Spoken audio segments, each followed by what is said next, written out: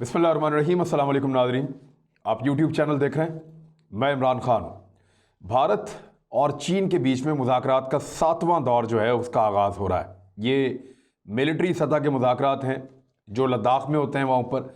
इसके अलावा जो पॉलिटिकल क़यादत है वो अलग मिलती रहती है, लेकिन इन मुज़ाकरात का अभी तक फ़ायदा कोई नहीं हुआ। सर्दी उस रीजन में बहुत ज़्यादा बढ़ गई है, टेम्परेचर माइनस में चला गया है और लगातार सर्दी बढ़ती चली जाएगी। नवंबर, दिसंबर, जनवरी, फरवरी खौफनाक हद तक सर्द होते हैं उस इलाके में। हाइट बहुत ज़्यादा है, ऑक्सीजन की कमी हो जाती है और अखराजात बहुत ज़्यादा बढ़ जाते हैं।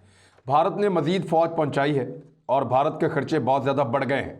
दूसरी जानिब चीन ने भी पूरी तैयारी कर रखी है और अब मुज़ाकरात जो हैं वो किसी सिरे पर जाते हुए नज़र नहीं आ रहे। सिर्फ वो मुज़ाकरात के लिए आते हैं, मिलते हैं, बैठते हैं, बातचीत करते हैं और कोई नतीजा नहीं निकलता और कोई नतीजा निकल भी नहीं सकता।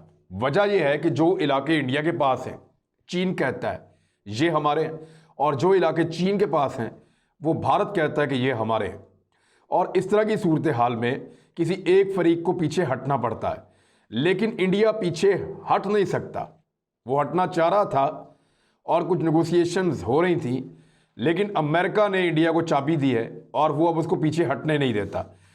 ये जो मुज़ाकरात चल रहे हैं, जो कल से नए मुज़ाकरात के दौर का आगाज़ होगा जो लद्दाख में होंगे, ये 7वां मरहला है मुज़ाकरात का। इसी दिन अमरीकी deputy secretary of the state Stephen Biegun जो हैं वो भी सोमवार वाले दिन जो है वो भारत का दौरा कर रहे हैं।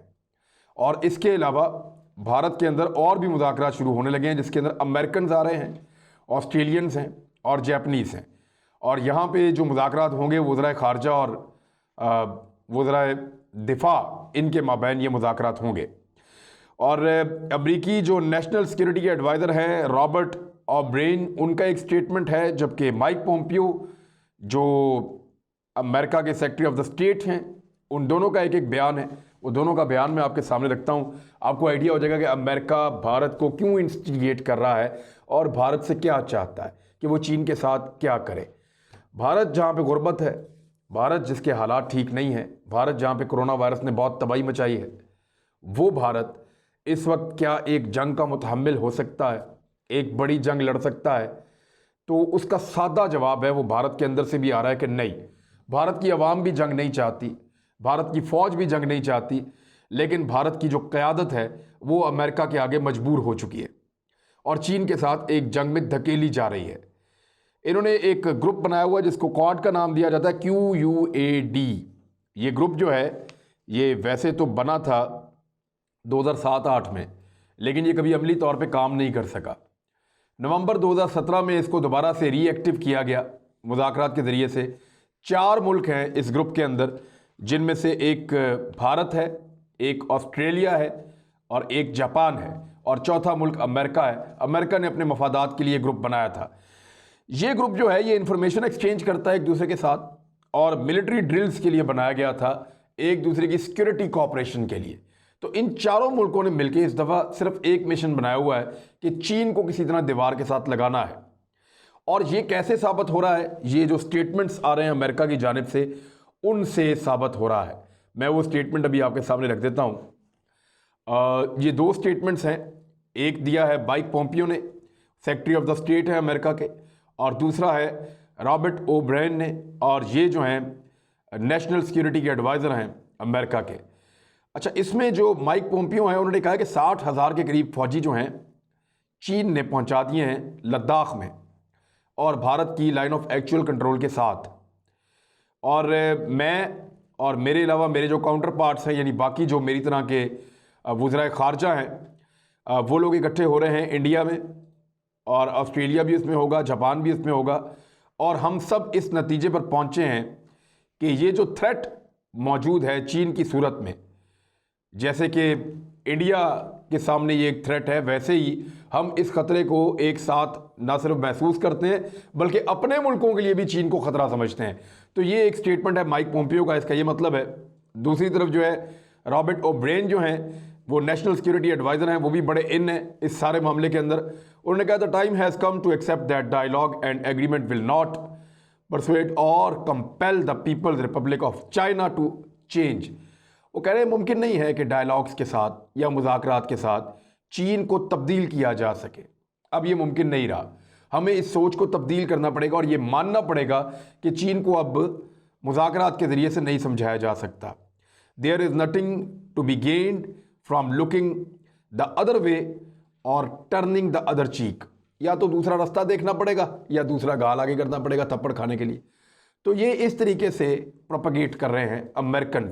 वो चाहते हैं कि हर हाल में इंडिया और चीन के दरमियान एक लड़ाई हो जाए और वो एक बड़ा इत्तेहाद बना के चीन के खिलाफ इस लड़ाई के अंदर शामिल हो जाएं। और वो ये कह रहे हैं कि हमने बड़ी कोशिश की है चीन को समझाने की, मुज़ाकरात करने की, लेकिन इसमें हमें कभी कामयाबी नहीं मिली।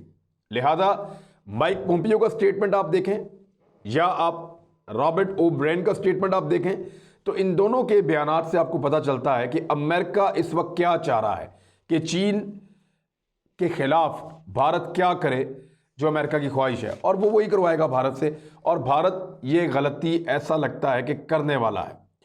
जो डिटेल के अंदर जो बातचीत की माइक पोम्पियो ने, उसने ये भी कहा कि भारत और ऑस्ट्रेलिया और जापान और दूसरे मुल्कों से भी हम कहेंगे वो चीन का बाइकआउट करें, चीन को दबाव मिले, चीन की मसनूआत का बाइकआउट करें, चीन के साथ तिजारत कम की जाए, चीन को और चीन की इकॉनमी को हिट किया जाए। ये पहला मरहला हो सकता है। दूसरा, वो ये चाहते हैं कि भारत और चीन की एक लड़ाई हो जिसमें भारत को बहुत सारी लाशें मिल जाएं और उन लाशों को दुनिया के सामने रख के वो दुनिया को कायल करे अमेरिका, जैसे उसने लाशें दुनिया के सामने रखी थी जब ट्विन टावर्स गिर गए थे कि ये हमारे इतने लोग मारे गए, बड़ा जुल्म हुआ है, आओ इकट्ठे हो जाएं और अफ़गानिस्तान के ऊपर चढ़ दौड़ें। लेकिन वो अफ़गानिस्तान था, दुनिया का एक कमज़ोर तरीन मुल्क, उसने सुपर पावर को बड़ी कुट लगाई है, वहाँ पे बहुत ज़्यादा मारा है, और अब अमेरिका वहाँ से जान छुड़ा रहा है और दुनिया भी वहाँ से जान छुड़ा रही है। अब उसी दुनिया को क्या अमेरिका कायल कर पाएगा जिस दुनिया को वो पहले अफ़गानिस्तान ले गया, फिर इराक़ ले गया, फिर लीबिया ले गया, मिडल ईस्ट में ले गया। अब उन्हीं लोगों को क्या चीन के ख़िलाफ़ एक लड़ाई पे उकसा पाएगा? बज़ाहिर ये बहुत मुश्किल लगता है, क्योंकि चीन आलमी ताकतों का या दुनिया भर के ममालिक की एक ज़रूरत बन चुका है। चीन ने इस खित्ते में बहुत बड़ी इन्वेस्टमेंट की है। इस खित्ते के भारत के अलावा तमाम ममालिक चीन का साथ देने पर ना सिर्फ मजबूर है, बल्कि इनकी ख्वाहिश भी है कि चीन तरक्की करे और वो भी उसके साथ मिलकर तरक्की करें। लिहाजा अमेरिका ने अब चीन को रोकना है, क्योंकि चीन सुपर पावर बनने की तरफ बढ़ रहा है। तो अमेरिका ने अपने उस ग्रुप को दोबारा मुतहर्रिक किया जिसमें ऑस्ट्रेलिया है, क्वाड, जिसका मैंने आपको नाम बताया। ऑस्ट्रेलिया है, जापान है, इंडिया है और अमेरिका है। अच्छा, इसमें जो इसराइल है उसने कोई खुल के साथ नहीं दिया अमेरिका का, क्योंकि इसराइल के और चीन के भी अपने अच्छे ताल्लुकात हैं। अभी मैं आपको ये भी बताता हूँ कि पाकिस्तान का क्या रोल हो सकता है, रूस का क्या रोल हो सकता है, अफ़गानिस्तान और ईरान का क्या किरदार हो सकता है, तुर्की कहाँ खड़ा होगा, क्योंकि तुर्की ने मिडल ईस्ट की उनकी एक अपनी पॉलिसी है जिसकी वजह से अरब उनसे नाराज़ हैं, और यूरोप के कुछ ममालिक तुर्की के साथ हैं, कुछ अरब्स के साथ हैं। लेकिन अमेरिका और तुर्की के बीच में ताल्लुकात हैं भी और ख़राब भी हैं। इसराइल के साथ तुर्की बेशक उसको तस्लीम करता है, लेकिन ताल्लुकात बहुत ख़राब हैं तुर्की के। लेकिन चीन और पाकिस्तान के साथ मिसाली ताल्लुकात हैं। रूस के साथ उनकी बहुत सारे मामलात में शराकतदारी है। सेंट्रल एशिया में तुर्की बहुत मकबूल है, तो उसका भी एक रोल है। ईरान की जो एटॉमिक कैपेसिटी है या जो एटॉमिक सलाहियत वो हासिल कर रहा है, उसके अंदर चीन ईरान को मदद करना चाहता है, और वो खुल के कहता है कि ईरान के पास ये सहूलत होनी चाहिए कि वो इससे एनर्जी हासिल करे या दीगर चीज़ें। और इराक़ को दोबारा मुतहर्रिक करने की कोशिश कर रहे हैं तुर्की और उसके साथी मिलके। तो इस किस्म की जो चीज़ें हैं वो मिडल ईस्ट में हो रही हैं जो अरबों को पसंद नहीं है, लेकिन तुर्की एक बड़े प्लेयर के तौर पे है। तुर्की है, रूस है, पाकिस्तान है, ईरान है, सेंट्रल एशियन ममालिक हैं, और इसके अलावा जो है वो चीन है। और चीन के साथ अगर ये सारे मिलते हैं, मलेशिया एक बहुत बड़ी ताकत है, और अफ़गानिस्तान में वैसे ही अमेरिका को बहुत मार पड़ी है, वो वहाँ से निकल कर जाना चाहता है। तो यहाँ पे भी एक ग्रुप बनेगा क्वाड के मुकाबले में। अब देखना यह है कि जापान कब तक बाकी इन तीन मुल्कों के साथ चल सकता है, क्योंकि जापान की पॉलिसी फ़िलहाल लड़ाई वाली नहीं है, वो डेवलपमेंट वाली पॉलिसी पे चलते हैं। वो कोई जंग के अंदर कूदने के मूड में लगते नहीं हैं, और अगर यहाँ पे एक जंग शुरू होती है तो अमली तौर पे जापान के लिए मुमकिन नहीं होगा कि वो उस जंग का अपने आप को हिस्सा बनाए। भारत जंग पे तुल पड़ा है, और अभी कुछ डेवलपमेंट्स हुई है, मैं आपको बता देता हूँ। वॉइस ऑफ अमेरिका की रिपोर्ट है, उसके मुताबिक भारत जिन सड़कों पे बहुत तेज़ी से काम कर रहा है, इनका ताल्लुक लद्दाख में फौजी नकलो हरकत से है और उसको मज़ीद तेज़ करने के लिए बहुत सारी सड़कों पे काम कर रहा है, टनल्स बना रहा है। एक टनल इन्होंने बनाई है भारत ने, जिसको आप सुरंग कहते हैं। ये 9 किलोमीटर लंबी है और पहाड़ों से, इसके ऊपर जो पहाड़ हैं वो 3000 मीटर तक ऊपर है।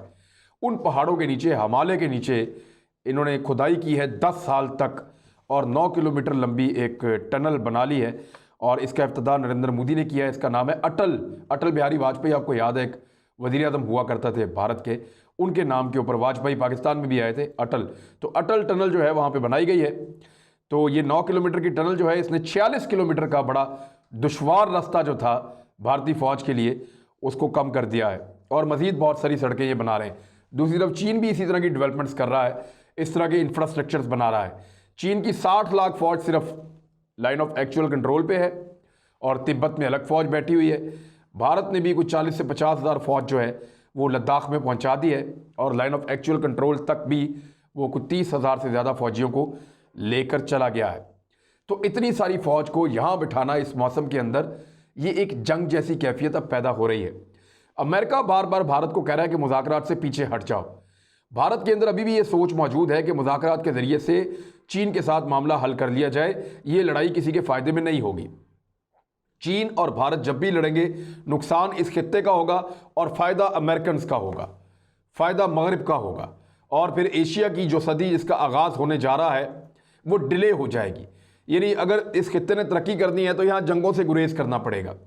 अगर इस खित्ते ने तरक्की करनी है और एशिया की सदी का आगाज़ होना है तो यहाँ सारे मुल्कों को मिलकर एक साथ आगे बढ़ना होगा, जिसमें पाकिस्तान शामिल है, सेंट्रल एशिया शामिल है, ईरान है, अफ़गानिस्तान है, इसके अलावा जो है मिडल ईस्ट के ममालिक हैं, चीन है, भारत है, बांग्लादेश है, नेपाल है, भूटान है, बर्मा है।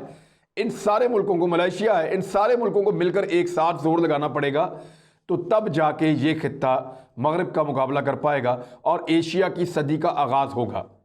चीन ने उसके लिए बड़ी इन्वेस्टमेंट की है और बड़ा जोर लगाया, बड़ी मेहनत की है, लेकिन भारत इस वक्त इस खित्ते के अंदर वाहिद एक हठधर्म मुल्क है जो एशिया की सदी का आगाज़ होने के रास्ते में एक रुकावट बनकर बैठा है और किसी भी वक्त पाकिस्तान या चीन के साथ एक जंग को छेड़ सकता है और इस खित्ते के हालात को ख़राब करने में उसका एक बड़ा अहम किरदार है। चाहे पाकिस्तान में दहशतगर्दी हो, चाहे चीन के साथ छेड़छाड़ हो, दूसरे इलाकों के ऊपर कब्ज़ों के मामलात हों, मुल्कों को दबाने का मामलात हो, तो इन सारी चीज़ों के अंदर भारत का एक नेगेटिव किरदार रहा है और हत्ता कि अब ये नेगेटिव किरदार इतना बढ़ गया है कि भारत ने अपने अंदर एक आग लगा ली है।